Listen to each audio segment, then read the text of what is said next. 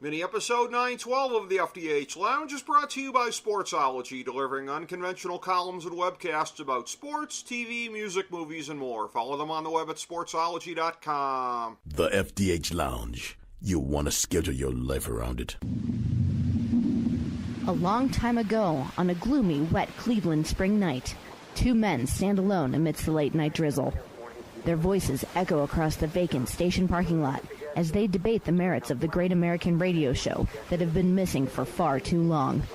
On that night, an idea was born.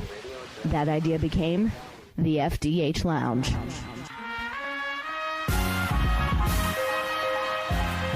Welcome to the FDH Lounge. Welcome to mini episode 912 of the FDH Lounge. I'm FDH managing partner Rick Morris here today with part one of our history of Guiding Light, America's longest-running soap opera.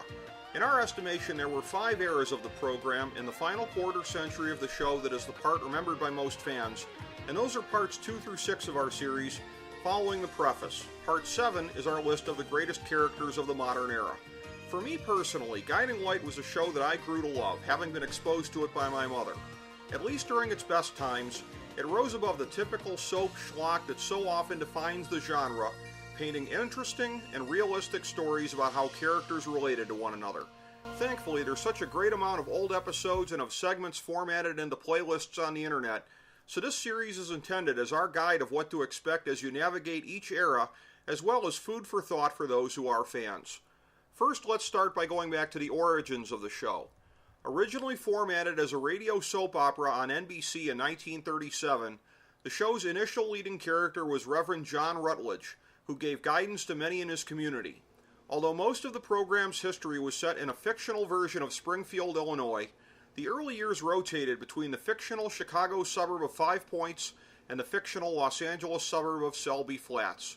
NBC canceled the show twice, knocking it off the air for a few months each time, and the second time led to CBS picking it up in June of 1947, where it continued for almost a decade. In 1952, The Guiding Light, as it was known back then, made its debut on CBS television, and it was carried on both radio and television for 4 years.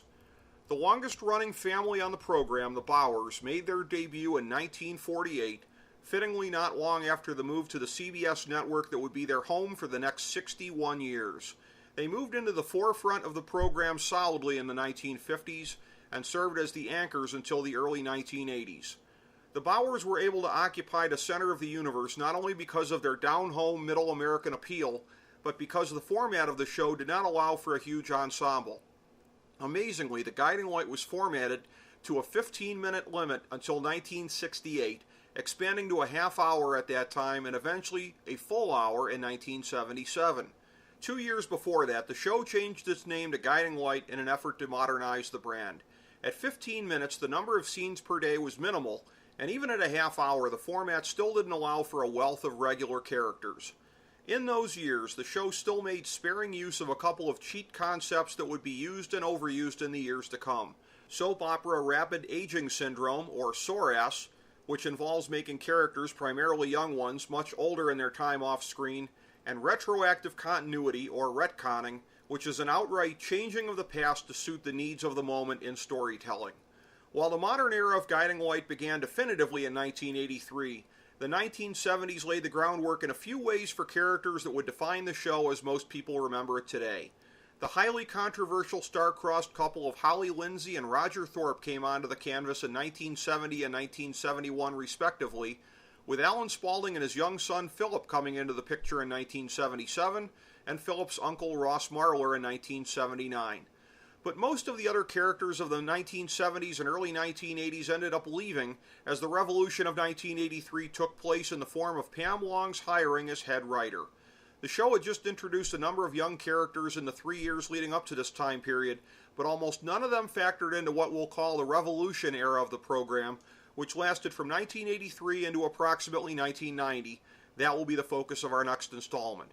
Thank you for tuning into this mini episode of the FDH Lounge. As we bring the show to a close, we would like to extend our deepest gratitude to NBC, CBS, ABC, Fox, all Clear Channel affiliates, TNT, TBS, USA, UPN, Deadspin.com, YouTube.com, YTMND.com, MySpace.com, various blogs, Fox News, CNN, CNBC, MSNBC, IamBoard.com, Billboard.com, Google.com, ESPN, ESPN2, ESPN News, ESPN Classic, NBA TV, NFL Network, Sports Time Ohio, Athlon Magazine, Comedy Central, Cartoon Network, The Boomerang Channel, QVC, BET, The Spice Channel, Steno Notebooks, Manwich, Papermate Office Supplies, waitresses, strippers, bartenders, garbage men, janitors, microwave popcorn, the writers of The Office, Scrubs, Entourage, My Name is Earl, Oz, Metalocalypse and the Boondocks, Aquafina, and the Periodic Table of Elements.